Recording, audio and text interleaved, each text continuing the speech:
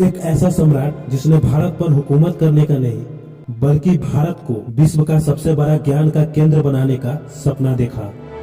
इतिहास में कुछ राजा तलवार से जाने जाते हैं और कुछ ऐसे भी होते हैं जो आने वाली पीढ़ियों के लिए किताबें दे जाते हैं।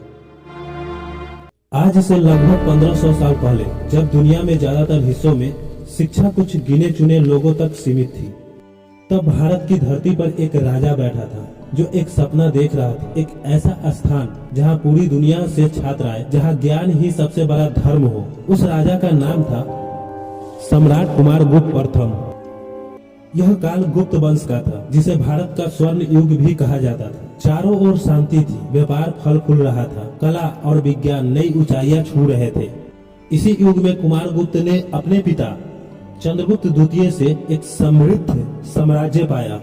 लेकिन कुमारगुप्त जानते थे साम्राज्य केवल युद्ध से नहीं टिकते, वे ज्ञान से टिकते हैं। उसी समय उत्तर पश्चिम में स्थित तक्षशिला विश्वविद्यालय धीरे धीरे कमजोर पड़ रहा था। विदेशों से आने वाले छात्र अब भारत में किसी नए सुरक्षित संगठित ज्ञान केंद्र की तलाश में थे। और इसी समय कुमारगुप्त ने सोचा, अगर भारत को दुनिया का गुरु बनाना है तो उसे ज्ञान का घर बनाना होगा।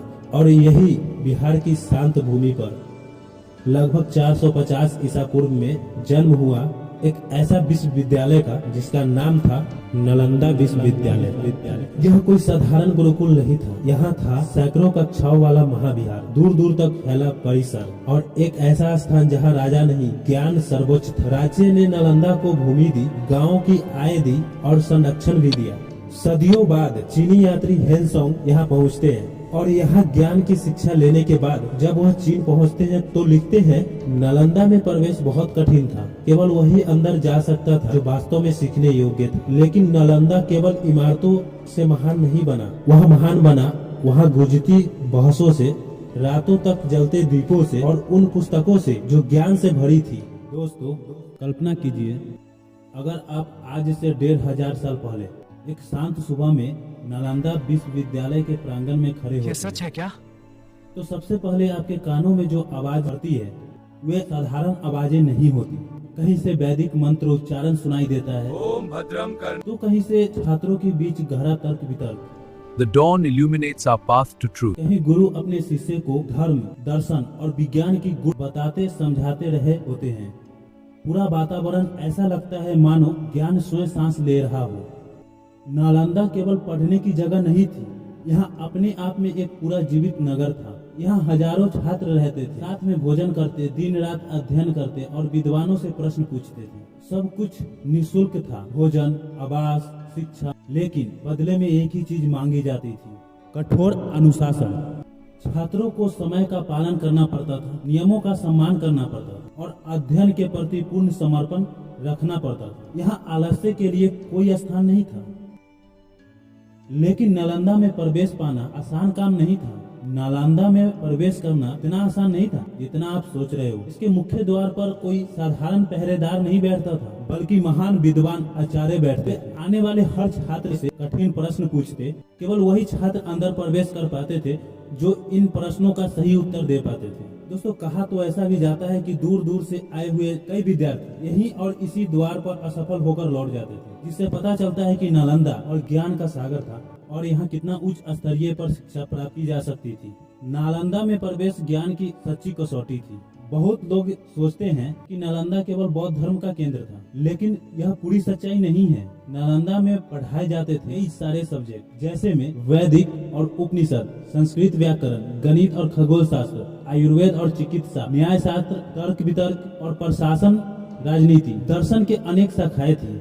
यानी उस समय लगभग हर प्रमुख ज्ञान विषय नालंदा में उपलब्ध था। दोस्तों, यही कारण था कि चीन, तिब्बत, कोरिया और श्रीलंका जैसे देशों से विद्यार्थी हजारों मील की यात्रा कर शिक्षा लेने आते थे। नालंदा सचमुच में पूरी दुनिया का शिक्षा केंद्र बन चुका था। नालंदा के आचार्य साधारण शिक्षक नहीं थे, वे अपने युग के सबसे बड़े विद्वान थे। आचार्य शिलभद्र जैसे महान गुरु यही शिक्षा देते थे। चीन के प्रसिद्ध यात्री हेनसोंग स्वयं इन्हीं आचार्यों के चरणों में बैठकर वर्षों तक अध्ययन प्राप्त करते रहे। नालंदा में बहस होती थी लेकिन अपमान नहीं, मतभेद होते थे लेकिन हिंसा नहीं। यहाँ तर्क से तर्क का उत्तर दिया जाता था, ना कि क्रोध से। ज्ञान ही सबसे बड़ा सम्मान था यहाँ। अब दोस्तों बात आती है एक नाम धर्मगंज क्या था वो दोस्तों? धर्मगंज ज्ञान का महासागर था और इस पूरे विश्वविद्यालय का हृदय कहा जाता था उसे। अब बात यह है कि यह धर्मगंज आखिर है क्या? तो धर्मगंज एक पुस्तकालय का नाम था जो 3 विशाल भवनों में फैला, 9 मंजिला ऊंचा तक और लाखों ग्रंथों का अनमोल खजाना, 4 पत्रों पर लिखे ग्रंथ, कागज पर संजोए हुआ ज्ञान, हर विषय हर विद्या की पुस्तकें। कहा तो ऐसा भी जाता है कि अगर कोई व्यक्ति जीवन भर पढ़ता भी रहे तब भी वह इस पुस्तकालय का सारा ज्ञान प्राप्त नहीं कर सकता। तो दोस्तों धर्मगंज सचमुच में ज्ञान का सागर था, लेकिन उस समय किसी को यह अंदाजा नहीं था नालंदा की गलियों अब भी ज्ञान से गुज रही थी। छात्र रोज अध्ययन कर रहे थे, आचार्य गंभीर चर्चा में डूबे थे, पर वातावरण में धीरे धीरे कुछ बदल रहा था। कुछ अजीब सी बेचैनी थी, एक अनजाना सा डर, मानो दूर कहीं से किसी अनहोनी की आहट आ रही है। आचार्य के चेहरों पर भी चिंता थी, कोई खुलकर कुछ नहीं कह रहा था, पर हर किसी को यह महसूस हो रहा था कि नालंदा के ऊपर कोई बड़ा संकट मंडरा रहा है और आने वाला समय इस महान ज्ञान की किस्मत बदल देने वाला। यहाँ नालंदा के वैभव की कहानी नहीं, यह उस अदम्य भारतीय मेघा की कहानी है जिसे शून्य से लेकर अनंत तक का सफर तय किया और फिर अंत में एक ऐसी त्रासदी का सामना किया मानवता की सामूहिक चेतना को सदियों पीछे धकेल दिया। परंतु 12वीं शताब्दी तक राजनीतिक परिस्थितियां बदल चुकी थी। पाल साम्राज्य जिसने सदियों तक नालंदा विश्वविद्यालय को संरक्षण दिया था, 8वीं 9वीं शताब्दी के आसपास धर्मपाल और देवपाल के समय जो वैभव था अब इतिहास बन चुका था। बिहार बंगाल क्षेत्र पर अब सेन वंश का प्रभाव, विशेषकर लक्ष्मण सेन। लेकिन यह संरक्षण पहले जैसा सख्त नहीं था। बहुत संस्थान राजकीय अनुदानों पर निर्भर थे। जब राजाओं की प्राथमिकताएं बदली तो अनुदान घटे और जब अनुदान घटे तो संस्थान कमजोर होने लगी। नालंदा अब भी महान था और उसकी नींव पहले जैसी मजबूत नहीं थी। इसी समय उत्तर भारत की सत्ता संरचना तेजी से बदल रही थी। 1192 ईस्वी तराइन का युद्ध हो रहा था मोहम्मद गोरी और पृथ्वीराज चौहान के बीच। इसमें मोहम्मद गोरी विजय हो जाता है और दिल्ली क्षेत्र में तुर्क शक्ति को स्थापित करता है। उसके प्रतिनिधि के रूप में शासन संभाल रहे होते कुतुब-उद-दीन ऐबक, जो उसका गुलाम भी था। यह केवल सत्ता परिवर्तन नहीं था, यह एक नए राजनीतिक युग की शुरुआत थी। इसी विस्तारवादी दौर में एक महत्वाकांक्षी सेनापति उभरा, नाम था बख्तियार खिलजी।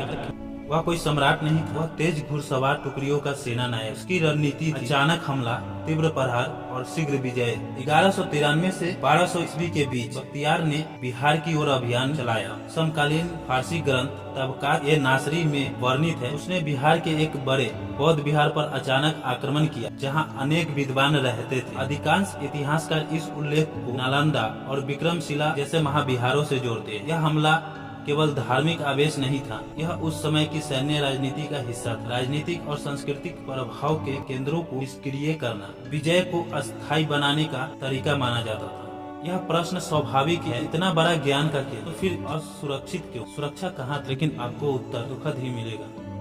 नालंदा कोई किला नहीं था, वहाँ सैनिक नहीं, भिक्षु और विद्यार्थी थे। उसकी रक्षा राजकीय संरक्षण पर निर्भर थी और उस समय भारतीय राज सत्ता बिखरी हुई, कोई संगठित सैन्य शक्ति उसकी रक्षा के लिए उपस्थित नहीं थी। दोस्तों, आक्रमण अचानक हुआ। तेज घुड़सवार दास्ते परिसर में घुसे। भिक्षु प्रतिरोध के लिए प्रशिक्षित नहीं थे। कई भिक्षु तो मारे गए, कई छात्र भी मारे गए। अनेक विद्वान तिब्बत और नेपाल की ओर पलायन करें और वही आगे चलकर भारतीय बौद्ध ग्रंथों को संरक्षित करने वाले बने। दोस्तों, बख्तियार खिलजी इतना क्रूर था, उसे जब पता चला यह नालंदा विश्वविद्यालय दुनिया भर में सबसे बड़ा ज्ञान का केंद्र है, तो उसने उस पुस्तकालय को भी जला दिया जिसका नाम था धर्मगंज।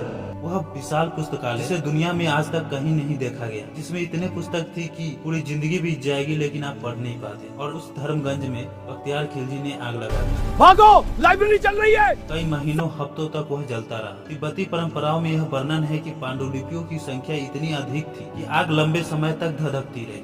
कुछ विवरण से कई सप्ताह या महीनों तक भी बताते हैं। हालांकि आधुनिक इतिहासकार इसे आंशिक रूप से प्रतीकात्मक भी मानते हैं, परंतु व्यापक दहन और विनाश पर कोई विवाद नहीं है। यह समझना आवश्यक है, नालंदा का पतन केवल एक आक्रमण का परिणाम नहीं था। राजकीय संरक्षण का साक्ष्य, आर्थिक संसाधनों की कमी और भारत में बौद्ध धर्म का कार्मिक अपशासन और बख्तियार खिलजी का आक्रमण प्रतिक्रिया का अंतिम निर्णायक आघात सिद्ध हुआ। इस घटना के बाद भारत में संगठित बौद्ध शिक्षा लगभग समाप्त हो। ज्ञान की परंपरा तिब्बत और अन्य क्षेत्रों में जीवित रही, पर मगध की भूमि पर एक युग का अंत हो चुका था। और इतिहास आज भी पूछता है, क्या सभ्यताएं तलवार से नष्ट होती हैं या संरक्षण के अभाव से? कमेंट कर जरूर बताना।